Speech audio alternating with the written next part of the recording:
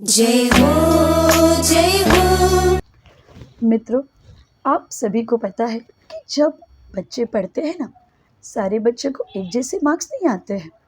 कोई बच्चा बड़ा अच्छा स्कोर कर लेता है तो कोई बच्चा पीछे पड़ जाता है।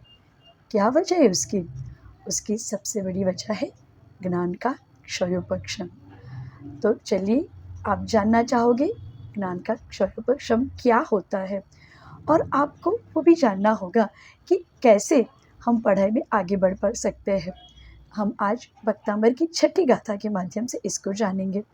पर सबसे पहले आपको मेरे चैनल को सब्सक्राइब ज़रूर करना होगा, और मुझे पक्का विश्वास है जब आप कहानी सुनोगे ना तो लाइक तो ज़रूर दोगे। शुरू कर छठी गाथा। अपश्रुतं श्रुतवतां परिहासधाम त्वद्भक्तिरेव मुखरि कुरुते बलान् मां।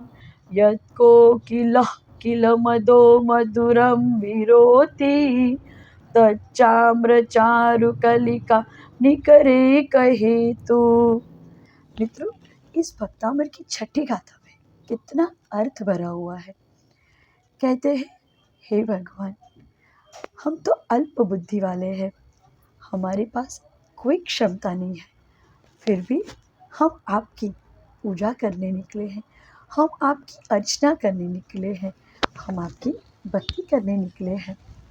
कहते मित्र कि जब वसंत ऋतु आती है ना, उस वक्त जो कोकिला रहती है ना, वो कोकिला आम्र को देख के, मंजरी को देख के कितनी खुश हो जाती है और अपने आप कुहुक कुहुक करने लगती है।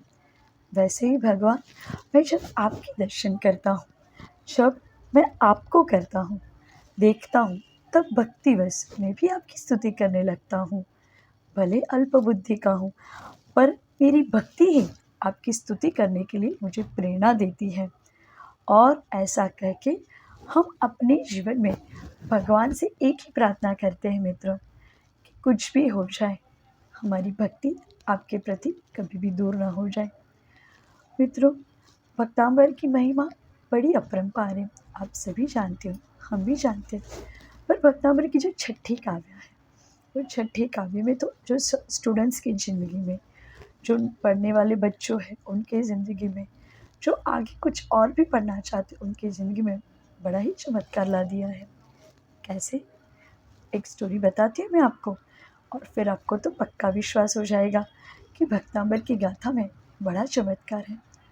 बहुत साल पहले की बात है। हेमंत राजा थे, उनके 2 पुत्र थे, भोपाल और भुजपाल। राजा को अपने दोनों पुत्र बड़े प्यारे थे। उन्होंने उनको शिक्षा देने के लिए अपने गुरु के पास भेज दिया, गुरु श्रुद्धर के पास भेज दिया। श्रुद्धर गुरुदेव ने दोनों बच्चों को अपने पास रख के 12 साल पढ़ाई करवाई। 12 साल तक लगातार बच्चे अलग अलग अंक विद्या, फिर शास्त्र विद्या, उसके बाद समुद्र विद्या, ज्योतिष विद्या, बहुत सारी विद्या ग्रहण करने लगे।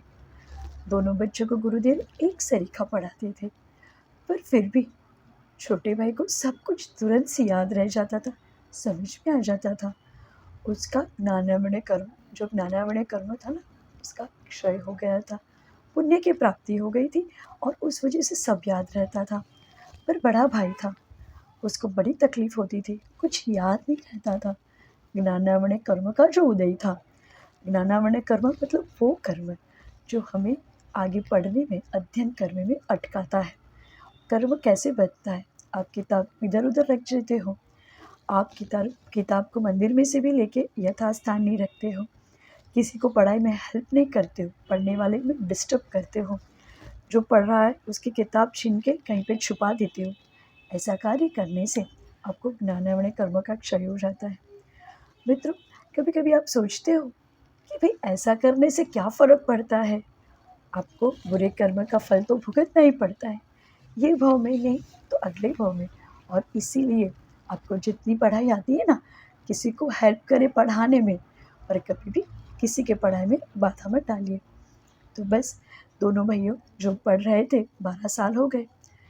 जो शुद्ध जी थे, जो वो दोनों को लेके महाराज जी के पास चले गए।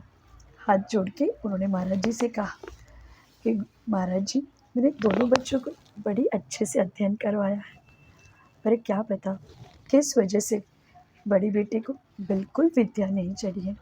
छोटा बच्चा तो विद्या में बड़ा पारंगत हो गया है। ये सुन के महाराज जी दुखी हो गए। सोचने लगे कि मुझे तो अपने बड़े बेटे को राजा बनाना था, अब कैसे बना पाऊँगा।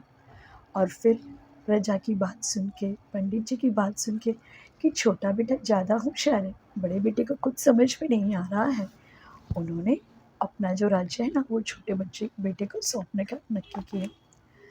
दोनों बच्चे साथ में रहते थे, साथ में पढ़ते थे, फिर भी ये क्या, एक राजा के दो पुत्र, एक ज्ञानी और दूसरा अज्ञानी। जो बड़ा बेटा था ना बड़ा दुखी हो गया। समझ में तो आता था, ऐसा नहीं था कि वो पढ़ाई नहीं करता था, ऐसा नहीं था कि वो गुरु की आज्ञा नहीं मानता था, पर फिर भी उसे याद ही नहीं रहता था। क्या कर लेता वो। जब इसकी ये हालत छोटे बेटे ने देखी, छोटा बेटा सोचने लगा मुझे अपने बड़े भाई को मदद करनी चाहिए। गुरुदेव के पास चला गया उपाय पूछने के लिए। गुरुदेव ने छठे श्लोक की आराधना करने की विधि बताई। घर आके छोटे भाई ने बड़े भाई को बताया कि आपको ये भक्तांबर की जो छठी काव्य है उसकी आराधना करनी है, उसके मंत्र जाप करने हैं। बड़ा भाई सोचने लगा कि मैं अभी कुछ भी करने के लिए तैयार हूँ, बस ये मुझे जो ये याद नहीं रहता है, जो मेरे कर्मों का नानावर्ण कर्म उत्पन्न हुए उसको मुझे दूर करना है।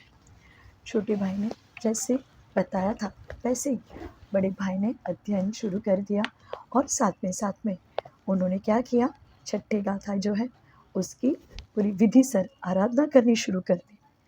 पवित्र पूर्वक लाल वस्त्र पहनकर उत्तर दिशा की ओर मुख रखा, यंत्र रखा और लाल आसन पे पद्मासन से बैठकर दीप प्रज्वलित करके लाल माला से प्रतिदिन 1000 बार रुद्री मंत्र का जाप, और जो मंत्र जाप है उसकी 21 दिन तक कुंद धूप खेते हुए भक्तिपूर्वक साधना की।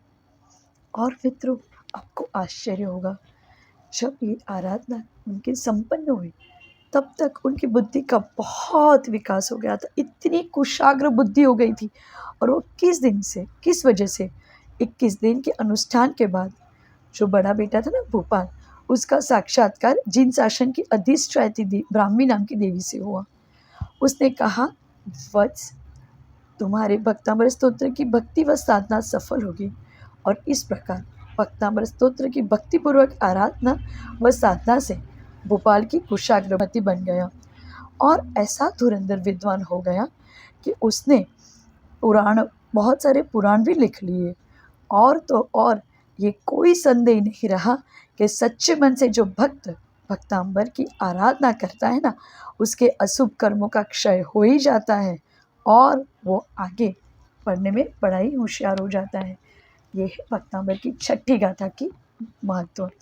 और मित्रों, जब आप भक्तांबर की छठी गाथा पढ़े ना, उस वक्त आपको ये रिद्धि जाप भी ज़रूर करना चाहिए। ओम ह्रीम अरम नमः कोट्ठ बुद्धिनम जोम जोम नमः स्वाहा।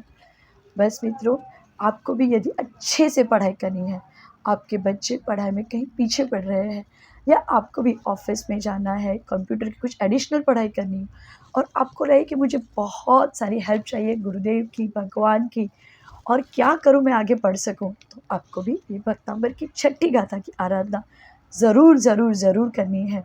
और फिर देखिए आपकी पढ़ाई कितने अच्छे से हो जाती है। पेरेंट्स भी अपने बच्चों को प्रेरणा दें और बच्चे भी। सबसे पहली बात, श्रद्धा भगवान के ऊपर और भक्तांबर स्तोत्र के ऊपर श्रद्धा रख के जब आप अपनी पढ़ाई करोगे तो सफल तो होना ही है आपको। तो बस मित्रों, ये बात ध्यान रखिए, भक्तांबर के ऊपर श्रद्धा बनाए रखिए। और फिर हम मिलते हैं एक नई स्टोरी के साथ, भक्तांबर की अगली कड़ी के साथ। तब तक आप सबको जय जिनेंद्र।